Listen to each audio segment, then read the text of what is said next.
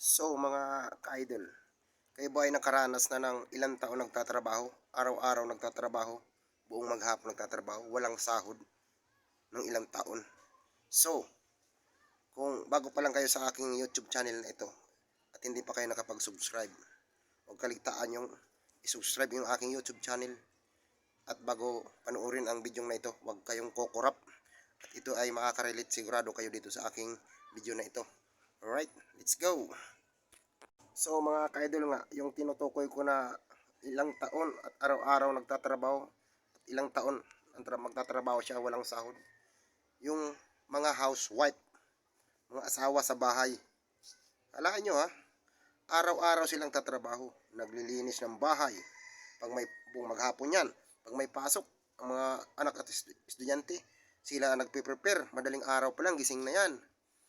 Buong maghapon yan, paghatid sa school, pag-uwi, maglilinis ng bahay, maglalaba, lahat ay ginagawa nila. Araw-araw mga ka-idol. Ganun ang papel ng housewife. Pero, napapansin ba yan? Mga ka-idol.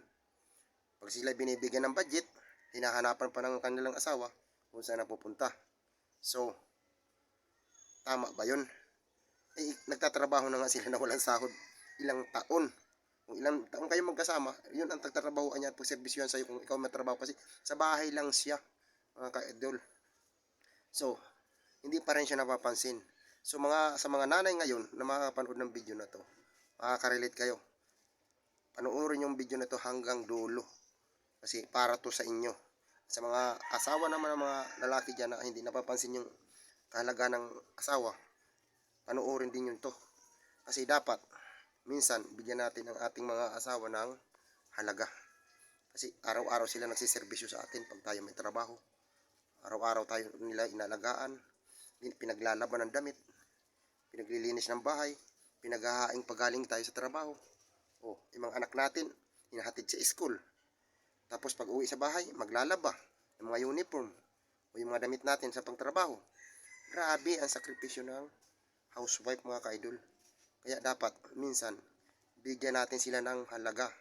Igala natin sila o regaluhan ng regalo na hindi pang bahay, yung pang sarili lang niya para naman siya ay maging masaya. Dalhin natin siya sa salon. Pagandahin natin siya yung para ma-appreciate niya yung mahalaga siya.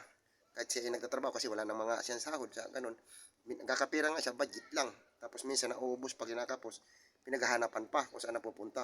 Kinakapos na nga, ba? So, kailangan, bigyan rin natin sila ng halaga. Pwede natin sila i-date pag time na wala tayong ganun yun, igala natin sa mga mall o dali natin sila doon sa mga beauty salon. Kasi parang hindi naman sila masyado malusyang. Huwag nating isiping sila ay katulong natin. Hindi. Masakit, di ba? Pag tinawag ng katulong. Kasi naging asawa tayo dahil kasama sa hirap at ginawa. Hindi katulong. Kumbaga, katuwang lang siya sa bahay kasi pag nagtatrabaho, kung may mga anak na hindi na nga siya makapagtrabaho, di ba? Hindi tawag nun, ginawa mong katulong yung asawa mo. Kaya minsan, bigyan mo siya ng halaga. Kuha, mga kaidol. Yun lang ang masasabi ko sa mga tol natin dyan na mga pamilyado. Pansinin naman natin paminsan-minsan yung ating asawa.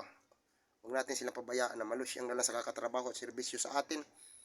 Mag-aalinis ng buong bahay, maglalaba, kung ano-ano, magpaplantsa, magsasampay. So, huwag nating hayaan sila na gano'n na lang. Bigyan natin sila ng pagkakataon na para ka nang liligaw. Kasi nung nang liligaw ka, siya ang inspirasyon mo. Ganda na ganda ka sa kanya nung nang liligaw ka. Lahat na sinasabi mo ay, crush kita, mahal kita. Siyempre, ganda na ganda ka sa kanya nung nauna mo siya nakilala. Ngayon na may mga anak na siya, na lalaspag na, hindi mo na siya napapansin. Tapos nagagalit ka pa kung nauubos yung budget na binibigay mo. Natural kasi ginagastos yun eh. Siya nagbabudget, di ba? So, bigyan natin siya ng halaga yung ating mga wife. Okay, kuha. Kaya sa mga wife na ito, saludo ako sa inyo, mga wife yan. Sa serbisyo nyo, sa mga asawa nyo, saludo ako. Good luck.